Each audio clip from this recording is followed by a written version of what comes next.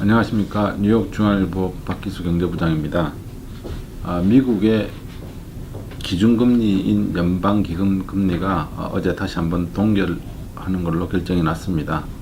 연방준비제도, 즉 연준의 통화정책 결정기구인 연방공개시장위원회가 어저께 9월 정례 회의 때 기준금리를 현행 수준인 0.25에서 0.5%로 동결하기로 결정한다고 성명을 발표했습니다.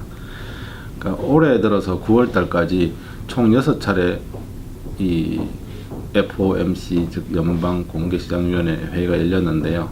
그 지난해 말에 한번 올렸을 때는 지난해 12월에 예측하기로 올해 한 두세 차례 정도는 금리를 올리지 않겠나 이렇게 예측을 했었는데 올해는 지금까지 단 한 차례도 올리지 않았습니다. 계속 동결 결정이 난 거죠. 앞으로 이 FOMC 회의는 2번 남아 있습니다. 11월과 12월. 어제 그 연준이 성명서에서 발표한 내용을 간단히 요약해 보면은 고용 시장은 현재 굉장히 강한 이 호조를 이어가고 있고, 또 미국의 어떤 경제 활동도 굉장히 활발한데, 그럼에도 불구하고 기업들이 고정자산에 투자하는 것이 굉장히 약하고, 더구나 이제 물가 상승률, 연준이 통화정책 결정할 때 고용시장과 더불어서 양대 축으로 삼고 있는 이 물가 상승률이 계속해서 연준 목표치인 2%에 미달하고 있다. 그래서 아직은 금리를 올릴 수 없다라는 내용을 발표했습니다. 하지만 어제 그 성명은 이전 성명들하고 조금 다른 게, 계속 경제 활동이 완만하게 이렇게 팽창을 하고 있고, 또 고용 시장도 꾸준하게 이 완전 고용 상태라고 할 수 있는 5% 실업률 이하로 유지가 되고 있기 때문에 12월에는 그 금리 인상할 가능성이 굉장히 높은 걸로 그런 의지를 내보였습니다. 예를 들어서 그 이례적으로 위원회는 연방기금 금리 인상 여건이 강화됐다고 판단한다, 이런 내용까지 구체적으로 들어가 있는 걸로 봐서 12월에는 금리가 인상될 걸로 보입니다. 그리고 11월 2일에도 이 FOMC 회의가 열립니다만은 아시다시피 11월 8일이 그 대통령 선거일이라 이 금리 변동이 굉장히 정치적인 이 함의를 많이 갖고 있기 때문에 가급적이면 그런 논란에 휩싸이지 않으려는 연준 위원들 속성이 있습니다. 그래서 아마 그때는 특별하게 변동을 주지 않을 가능성이 굉장히 높습니다. 그래서 11월에는 아마 뭐 별다른 변동이 없을 것 같고요.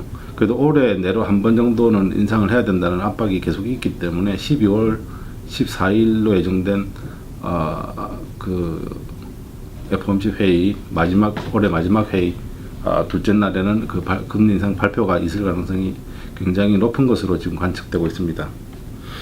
그러니까 특히 이제 어제 회의 같은 경우 주목할 걸 보면, 지금까지 똑같이 동결 결정을 내렸더라도 지난 6월까지는 만장일치로 동결 결정이 됐는데, 7월달 회의 때 유일하게 그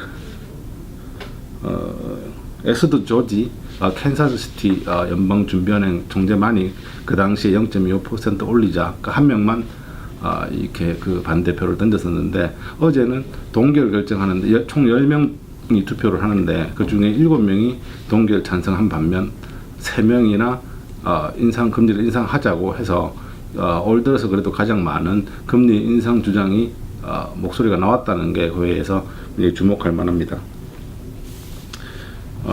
그래서 지금까지 보면 대체로 그 금리가 이제 12월에는 오를 거다라고 하는데, 이 연준 회의의 표결 말고 회의에 참석한 총 17명이 항상 이 점도표를 통해서 앞으로 금리가 어떻게 될 건지 이렇게 관측을 전망을 합니다. 근데 전망을 하는데 보면 어제 참석한 사람들의 전망치를 보면 올 연말 기준금리가 지금보다 0.25% 오른 수준인 0.5에서 0.75%가 될 것이라고 예측한 사람이 과반수인 10명에 달합니다. 반면에 이제 동결될 거라고 생각한 사람은 3명밖에 없습니다. 또 뭐 나머지 3명은 그 이상 오를 거라고 예측을 했고요. 내년 이후의 전망치도 보면 상당히 높은 편인데 적어도 두 차례 이상 금리가 0.25%씩 두 차례 이상 오를 것이라는 의견이 거의 절반을 넘습니다. 그래서 한 7명 정도는 두 차례 정도 올 거고 7명 정도는 한 4차례 올 거라고 예측을 하고 있습니다. 연준이 지금처럼 굉장히 신중한 자세를 보이고 있는 것은 지금 사실 미국 경기가 본인들이 지난해 예상했던 것보다는 별로 이렇게 좋아지고 있는데 빠른 속도로 좋아지고 있지 않다는 그런 판단에 따른 건데요. 그래서 어저께 미국의 GDP 실질 GDP 성장률도 원래 2.0%로 잡았다가 어제 1.8%로 0.2%포인트 낮췄습니다. 그래서 미국 경기가 좋아지고는 있지만 속도가 그렇게 빠르진 않다.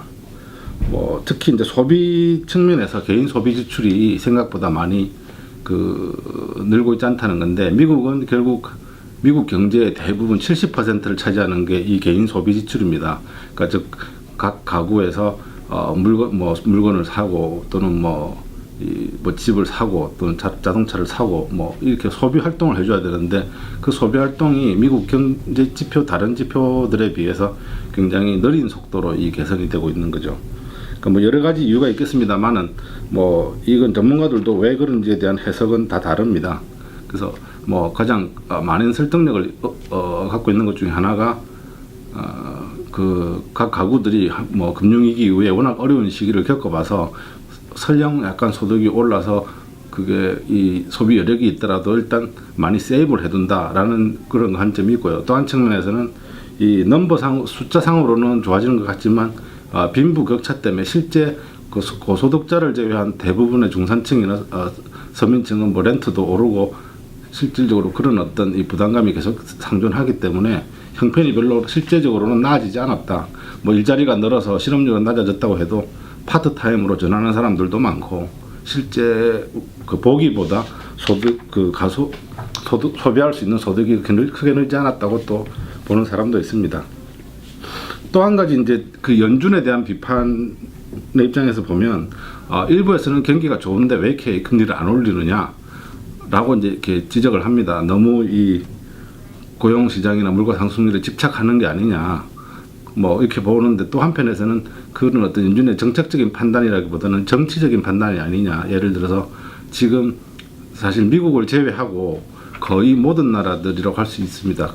특히 이제 유럽이나 일본 같은 경우는 소위 말하는 마이너스 금리입니다. 내가 은행에 돈을 맡기면 이자를 받는 게 아니라 보관료를 내는 거죠. 그러니까 마이너스 금리까지 지금 등장해 있는 상태인데, 연준이 판단하기에 미국만 이 상태에서 금리를 올리게 되면 결과적으로 미국의 경기가 위축이 될 수밖에 없습니다. 왜냐하면 미국 달러화가 굉장히 강해지게 되고, 그렇게 되면 미국의 어떤 수출에 차질도 많이 생기게 되고, 결국 다른 국가에 비해서 경쟁력이 상당히 약해질 수 있기 때문에 아직은 미국 경기가 그 정도까지 안정되어 있지 않기 때문에 미국도 경기 부양을 위해서 다른 나라들처럼 아직까지는 저금리를 유지할 필요가 있다. 그래서 최대한 금리 인상 시기를 늦추는 게 아닌가라는 그런 시각으로 또 연준의 결정을 보는 사람들도 있습니다. 어쨌든 연준이 언제 금리를 올릴 것인가 하는 것에 대해서는 당장 다음 달 되면 결론이 날 것 같고요. 그때까지 한 번 더 이 정치 선거하고 맞물려 가지고 한 번 더 주의를 살펴볼 필요가 있을 것 같습니다. 그럼 다음 시간에 뵙겠습니다.